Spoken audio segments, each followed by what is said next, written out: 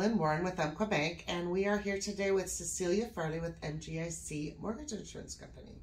Hi, Cecilia. Thanks for joining us today. Hi, JoLynn. Thanks so much for having me. I really appreciate this opportunity. Well, thank you for the information. Of course. So, one of the questions we get is, what is mortgage insurance and why do I want it? Great question. Mortgage insurance is a terrific tool to help borrowers buy a home sooner, buy more home, and get in with less money down.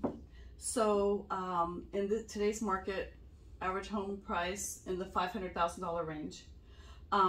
If you did a conventional loan without mortgage insurance, a borrower would have to bring in roughly $100,000 to get at that home. Now, if they chose to use mortgage insurance, they could potentially get in with $15,000 or 3% down. So it really expedites the process of buying a home and again can give them more purchase power. Yes. So is there only monthly mortgage insurance available, or are there other types of mortgage insurance? There are other types of mortgage insurance. You might recognize FHA. That's a federally insured. It's Federal Housing Administration, not first-time home buyer. Precisely. And so those loans are insured by the federal government. So what I do is private mortgage insurance. It's private capital, and much as you would expect with a privately run company, we have more options available.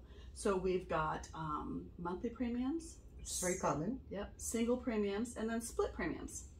So monthly premium is just as it sounds. You would pay for the mortgage insurance each month.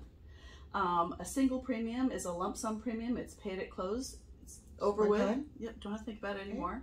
And then the other is the split premium, is where you pay a small percentage of the loan amount up front and then an even lower monthly payment. So you've got options with the private mortgage insurance, and it's important to work with loan officers who understand those options so they can help the borrowers really determine which is going to be best for their particular scenario. Because every situation is different, whatever your goals are, whatever your needs are. Yeah. Right, nothing is forever, so you know, whatever you gets you where you need to be. Correct. So that's really great that there are options. So do I have to choose monthly mortgage insurance? Do I have to have it for the life of the loan, or can I get rid of it and release it at some point? Borrower paid mortgage insurance is cancelable. The single premiums actually are cancelable too, but monthlies, yes, but monthlies are cancelable, and I'm asked about that quite a bit, as you might imagine. So there's 3 ways to cancel.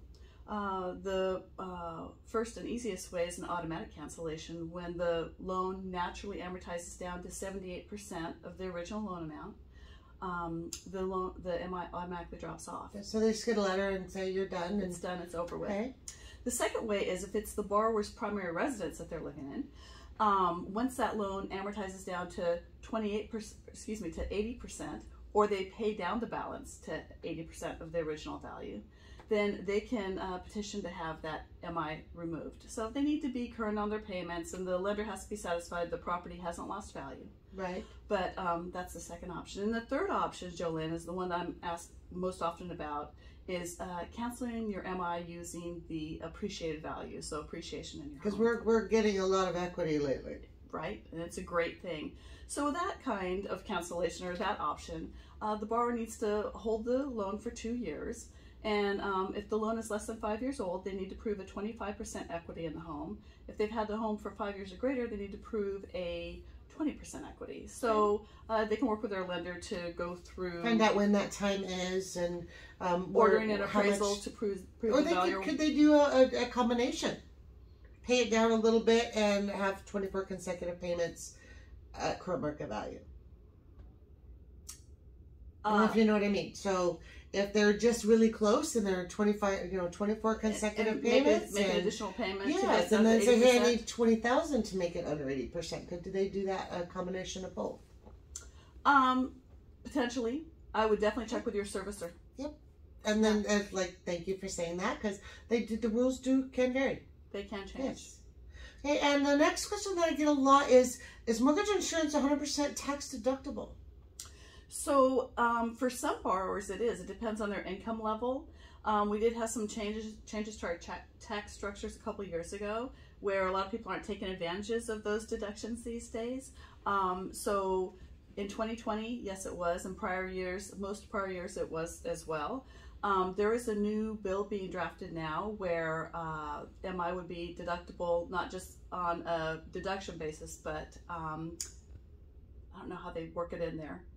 We don't know what the legislation looks like What's it yet. look like exactly? And which is really common for when they do those things. And so if I'm a borrower and I have questions, you know, I check obviously with my CPA. Absolutely. See what my individual options are for tax deductions. Allow them to advise you. Because like you said, that they're not tax deductible for everyone at every level. Right. And every type of property either, I would assume. Right. Right. Right. That's true. So thank you so much for joining us today. You're full of wealth of information as always. Well, thank you so much. Again, I really appreciate the opportunity. Great to see you. So again, Jolynn Warren, Quebec. If you have any questions, reach out and call me. I'm more than happy to help. Have a great day.